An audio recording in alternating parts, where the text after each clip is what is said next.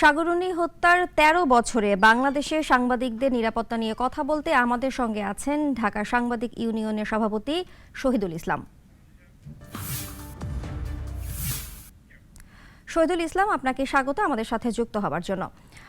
প্রথমেই জানতে চাই যে সাগরুনী হত্যার ১৩ বছর পার হয়েছে, কিন্তু এখনো পর্যন্ত তদন্ত প্রতিবেদন আলোর মুখ দেখেনি। এর মধ্যে ১১৬ বার সময় বাড়ানো হয়েছে। এই যে দীর্ঘসূত্রতা এবং তদন্তের অগ্রগতি নিয়ে আপনার মতামত কি? ধন্যবাদ নাগরিক সংবাদে এই পর্যায়ে আমাকে সংযুক্ত করবার জন্য। জি, আপনি সঠিকভাবেই বলেছেন যে সাগররুনী হত্যার ১৩ বছর পার হয়েছে।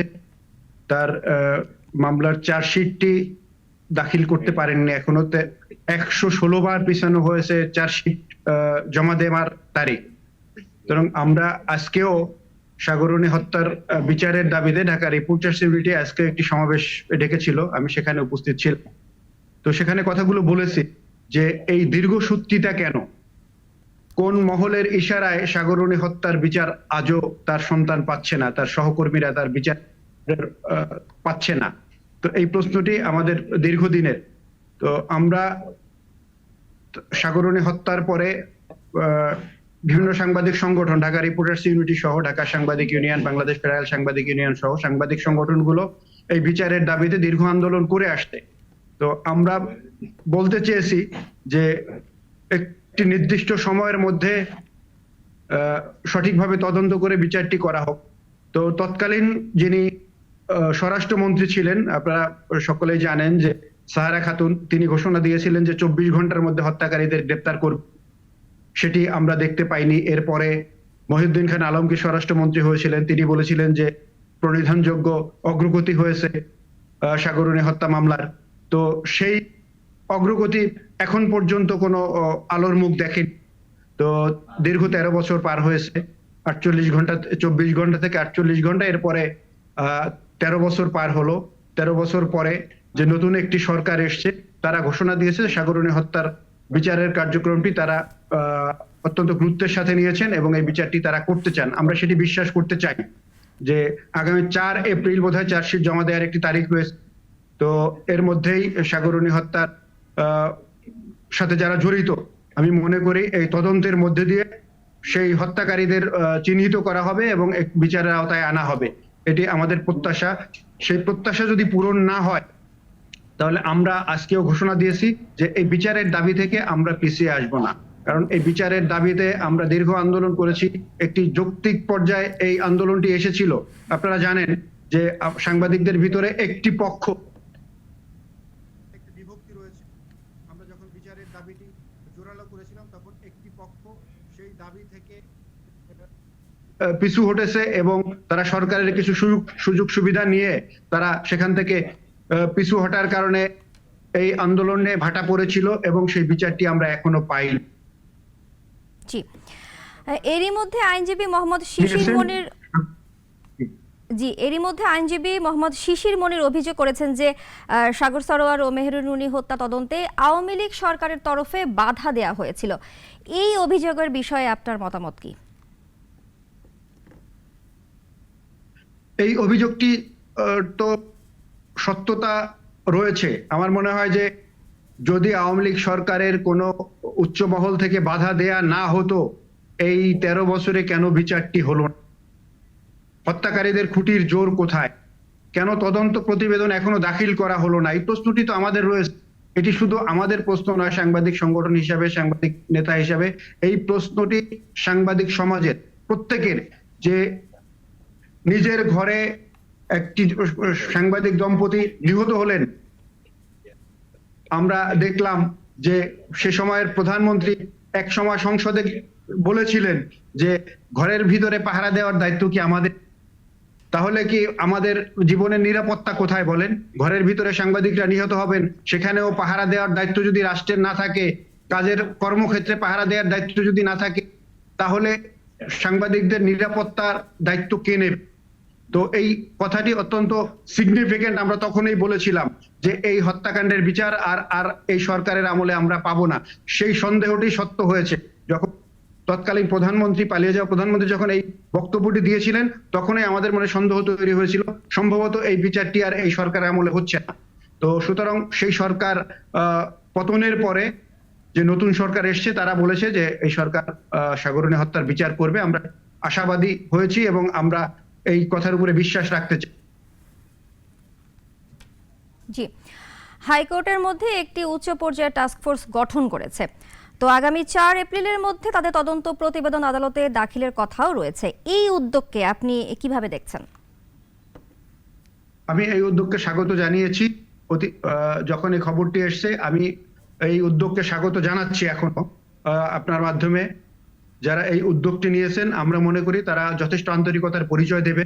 এবং যে আইনজীবীর কথা আপনি বললেন, জনাব শিশির মনির, তিনি অত্যন্ত তরুণ আইনজীবী হলেও তিনি ইতিমধ্যেই তার কাজের যে যোগ্যতা এবং তার দক্ষতার প্রমাণ রেখেছেন। তিনি যেহেতু কথা বলেছেন, আমরা তার কথার উপরে আস্থা রাখতে চাই এবং সরকারের যে সদিচ্ছা, সেই সদিচ্ছার প্রমাণ ঘটিয়ে আমরা এই বিচারটি পাবো বলে আশা করি। জি, বাংলাদেশে মত প্রকাশের স্বাধীনতার ক্ষেত্রে বর্তমান সরকারের ভূমিকা কেমন? সাংবাদিকদের নিরাপত্তার ঝুঁকি কমাতে কি ধরনের পদক্ষেপ নেওয়া হয়েছে? তো দেখুন, মত প্রকাশের স্বাধীনতার ক্ষেত্রে বর্তমান সরকারের ভূমিকা ইতিবাচক। তারা প্রথমেই ক্ষমতায় আসবার পরে তারা বলেছেন যে আমরা গণমাধ্যমের কণ্ঠ রোধ করতে চাই না, গণমাধ্যমকে নিয়ন্ত্রণ করতে চাই না। আমরা দোষ করলে আমাদের দোষও তারা বলবে। যারা আমরা যদি ভালো কাজ করি সেটি যেমন বলবে, আমাদের কোনো অন্যায় থাকলে, কোনো ভুল থাকলে সেটি তারা ধরিয়ে দেবে। সেক্ষেত্রে আমরা যারা গণমাধ্যম কর্মী মাঠে রয়েছি, আমরা দেখতে পাচ্ছি যে তাদের কথা এখনো, তাদের কথার সাথে গরমিল আমরা পাইনি। এখনো আমরা কাজ, এখন যারা মাঠে ময়দানে কাজ করছেন যেসব সাংবাদিকরা, তারা সেই কথার প্রতিফলন দেখতে পাচ্ছে। সুতরাং আমার মনে হয় যে তারা যেই বক্তব্য দিয়েছে সেটি সঠিক হিসেবে আমরা ধরে নিতে চাই এবং আমরা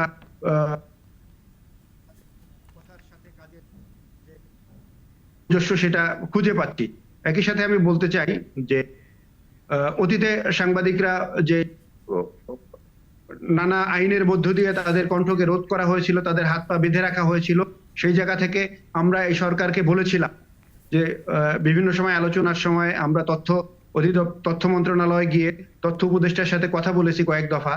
তো সেখানে আমরা যে কথাটি জানিয়েছি সেটি হচ্ছে যে গণমাধ্যমের স্বাধীনতা নিরঙ্কুশ করতে হবে। গণমাধ্যমের কর্মীদেরকে যদি স্বাধীন করা না হয়, তাদেরকে কাজের পরিবেশ তৈরি করা না হয়, তাহলে সঠিক তথ্যটি জনগণ না জানলে সেটি রাষ্ট্রের জন্য বড় ক্ষতি ডেকে আনে। যার প্রমাণ আমরা দেখতে পেয়েছি যে গণমাধ্যমের কণ্ঠ রোধ করার মধ্য দিয়ে বিগত সরকার নিজেদেরকে ফ্যাসিবাদের দানবে পরিণত করেছিল। একই সাথে এদেশের যে অন্যায়গুলো সেগুলো ঢাকা দেওয়ার চেষ্টা করেছিল, কিন্তু অন্যায়গুলো একটা সময় পর্যন্ত তারা ঢেকে রাখতে পেরেছিল ঠিকই, কিন্তু সেই সব তাদের অপকর্মগুলো এখন বেরিয়ে আসছে। সুতরাং সাংবাদিকদের কণ্ঠ রোধ করে, গণমাধ্যমের কণ্ঠ রোধ করে, বিভিন্ন আইন কানুনের মধ্যে দিয়ে সাংবাদিকদের যে শৃঙ্খলবদ্ধ করার চেষ্টা করা হয়েছিল, সেখান থেকে এই সরকার বেরিয়ে এসছেন এবং সেই কালো আইনগুলো তারা বাতিল করবার ঘোষণা দিয়েছে। আর সাংবাদিকদের কাজকে আরো সহজ করবার জন্য, তাদের নিরাপদ কাজের পরিবেশ তৈরি করবার জন্য তারা তাদের যে কিছু উদ্যোগের কথা বলেছেন, গণমাধ্যম সংস্কার কমিশনের পক্ষ থেকে কিছু প্রস্তাবনা দেওয়া হয়েছে। আমার মনে হয় সেই প্রস্তাবনাগুলো যদি বাস্তবায়ন হয়, তাহলে আমাদের কাজের ক্ষেত্রে, গণমাধ্যম কর্মীদের কাজের ক্ষেত্রে যেই প্রতিবন্ধকতা রয়েছে সেটি আমার মনে হয় যে দূর হবে। সাংবাদিকদের উপর হামলা এবং নিপীড়নের ঘটনা কিন্তু এখনো ঘটছে। তো আপনার দৃষ্টিতে এর প্রধান কারণগুলো কি? ধন্যবাদ। সাংবাদিকদের উপরে নিপীড়নের ঘটনা, আমাদের কাছে কিছু ঘটনা এসছে। আমি গত 2 দিন আগে একটি ঘটনা নিয়ে আমি কথা বলছিলাম আজকে একজন কর্মকর্তার সাথে। যেমন সচিবালয়ের সামনে সেদিন কয়েকজন সাংবাদিক সেখানে হামলা শিকার হয়েছেন। তারা আমার কাছে এই অভিযোগটি জানিয়েছেন। সেটি জানবার জন্য আমি কথা বলার চেষ্টা করেছিলাম পুলিশ প্রশাসনের সাথেও। তো আমি যতটুকু জানতে পেরেছি, তারা দুঃখ প্রকাশ করেছে এবং বলেছে তারা ধরে নিয়েছিল যে এরা আন্দোলনকারী। যখন তারা বলেছে যে এরা সাংবাদিক, তখন একজন পুলিশ নাকি তাদের উপরে হামলা করেছে, সেই পুলিশকে চিহ্নিত করা হয়েছে তো আমরা সে ব্যাপারেও কথা বলছি। আমরা যারা এই হামলার সাথে জড়িত রয়েছে সাংবাদিকদের পুলিশের মধ্য থেকে তাদেরকে বিচারের আওতায় আনার আমরা আনুষ্ঠানিক দাবি জানাবো। আর এর মধ্য দিয়েই আমরা মনে করি যে সাংবাদিকদের কাজে পরিবেশ তৈরি করবার ক্ষেত্রে যে প্রতিবন্ধকতাগুলো রয়েছে আমি আগেই বলেছি সেটি তারা দূর করবেন। তো সেখানে যে বিচ্ছিন্ন ঘটনাগুলো ঘটছে সেগুলো আমরা খতিয়ে দেখব যে এখানে আসলে কারণটা কি ছিল। জি, এই যে নিপীড়নমূলক আইন এবং কর্তৃত্ববাদী আচরণের কারণে টেলিভিশন সাংবাদিকতা কিন্তু বাধাগ্রস্ত হচ্ছে, এই বিষয়ে আপনার পর্যবেক্ষণ কি? দেখুন, আসলে শুধু টেলিভিশন সাংবাদিকতাই বাধাগ্রস্ত হচ্ছে না, সব সাংবাদিকরাই বাধাগ্রস্ত হচ্ছেন এই নিপীড়নমূলক আইন। আমরা যদি ধরি যে আপনার সাইবার সিকিউরিটি অ্যাক্ট, এর আগে ছিল ডিজিটাল সিকিউরিটি অ্যাক্ট, তার আগে ছিল এই আইনটাকে বিভিন্নভাবে বিভিন্ন সময় এটিকে ইম্পোজ করার চেষ্টা করা হয়েছে গণমাধ্যম কর্মীদের কণ্ঠ রোধ করবার জন্য। সর্বশেষ সাইবার সিকিউরিটি অ্যাক্ট যেটি সংশোধন করে ডিজিটাল নিরাপত্তা আইন সংশোধন করে সাইবার সিকিউরিটি অ্যাক্ট 2023 যেটি করা হলো, সেখানে আপনি দেখবেন যে গুরুত্বপূর্ণ তথ্য পরিকাঠামোর একটি সংজ্ঞা দেওয়া হয়েছে। সেখানে সাংবাদিক প্রবেশের জন্য সেখানে তাদের অনুমতি নেওয়ার জন্য বলা হয়েছে। সেখানে অনুমতি নিতে গেলে সাংবাদিকরা অনুমতি পাচ্ছেন, এই বিষয়টি আমাদের কাছে পরিষ্কার আছে।